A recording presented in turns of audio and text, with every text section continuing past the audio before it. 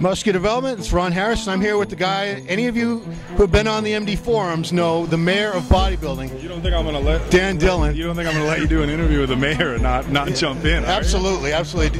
He's the mayor of bodybuilding. This is Wisconsin bodybuilder David Baye. Easily confused.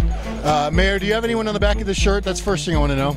So he's supporting Sean Giant Killer Clarita, Brian Yersky, Aaron Clark, who's competing this weekend, Swan Cardo, Jonathan's wife, Marco Rivera competing this weekend, Duran Glenn, Dallas McCarver, Missing somebody. Anthony Champagne. So Dan is a huge fan of the sport, goes to a lot of the shows, follows it closely. So give me the breakdown. Why do you think this Arnold Classic is going to shake down? It's Dennis Wolf's show to lose. He's got the size, he's got the shape, he's got the wide shoulders, he's got the tapered V-taper waistline, and I think it's his show to lose. He should have come in second to Olympia. He could have won this show last time, and I think if he just comes in as best he can, he's going to be too much to take. Dave, you agree or disagree? I agree on all accounts. I personally think he was second place at the Mr. Olympia. He came out at prejudging. And Flex Wheeler agreed, Sean Ray agreed, and it's it's not an MD thing, it's a bodybuilding thing. I think Dennis was ahead of Kai Green. We talked a little bit earlier on about Dennis's consistency. In my opinion, Sean Roden's a little bit more consistent than Dennis. He's showed up razor sharp every time. We have seen Dennis a little bit off. Now, for Dennis Wolf, off is still an incredible bodybuilder, but in order to beat Sean Roden, he's going to be on. All that being said, like the mayor said, if Dennis Wolf is on 100%, this is his show.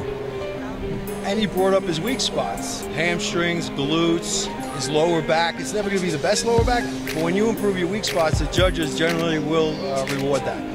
Well, there's so much talk about Dennis's lower back, but his upper back is so wide. When he hit that rear lat spread and the front lat spread at the Olympia, in my opinion, those were his shots. He was number one in those two poses. Some people argue, Kai Green's got an incredibly massive back. His lats hang real low. I prefer the V-shaped lats that Dennis has. But yeah, those two shots, he's got those in the bag this weekend. Not to go off on a crazy tangent or pick on anybody, but if you want to get picky about backs, Sean Roden's back is not fantastic. Last year's runner-up, Ben Pekulski, enormous guy, huge shoulders, legs are probably the best in the sport right now, if not, I don't know who else would compare, but his back is not very good.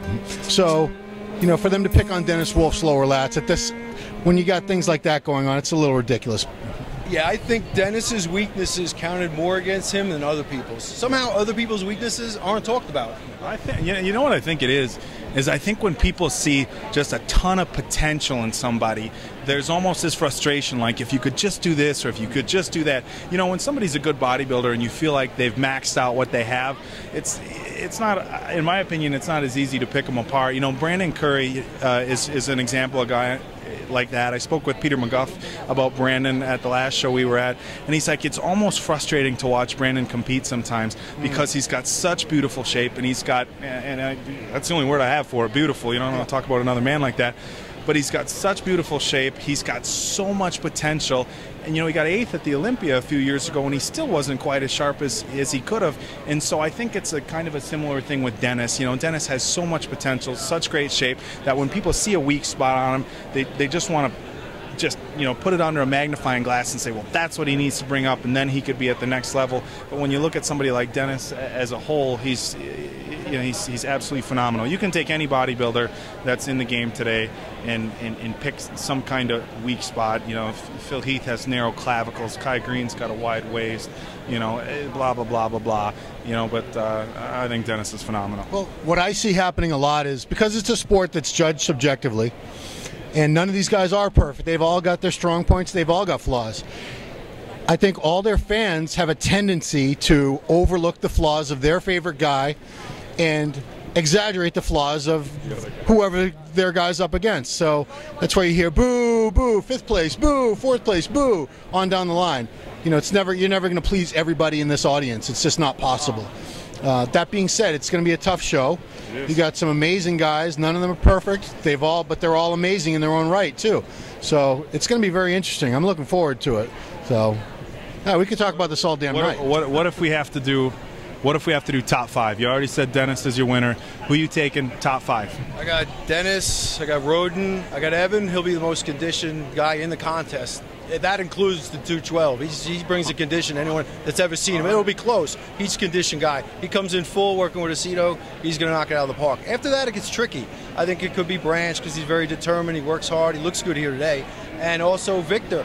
If he just leans on those genetics, he doesn't have to worry about getting bigger. He has plenty of size. Bring that symmetry, come in full and hard, and guess what? He'll be hard to deal with. So those guys, and I throw maybe Curry in there, and maybe Eddie Nunn, who has a lot of potential. I think after the top 3, it's open season in this contest. I agree 100% with the top 3. I think you're going to see Wolf and Roden as number 1 and 2. Personally, love Evan as a bodybuilder, huge fan, so I'm not just saying it.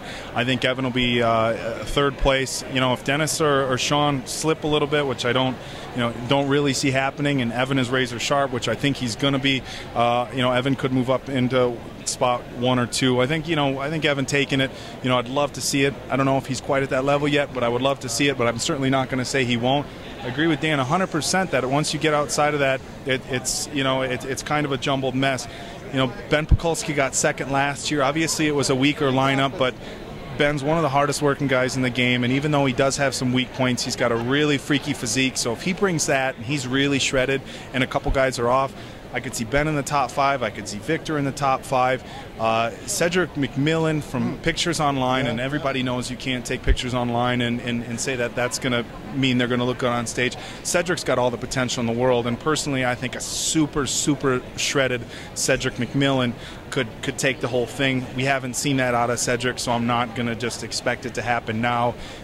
Brandon Curry, personally I think some of the videos that I saw, Brandon didn't quite look as sharp as he needed to be. But yeah, I mean, it's going to be interesting. Branch, a 2 or 3-time champion. As I said earlier, he hasn't been out of the top 5 since 2007 when Victor actually won it. So it's going to be a real interesting show. There's no lock-in spots for top 5 like sometimes we see at the other shows. It really comes down to who's going to bring it, and and that makes for a real interesting show for the fans. I'm going to totally evade giving any predictions of a top 5. How's that? I didn't think you'd like that, but oh well. So that's it. We could talk about this all damn night, of course, but we got places to go, more people to interview. So for Team MD, Dan Dillon, David Baye, Ron Harris, talk to you later.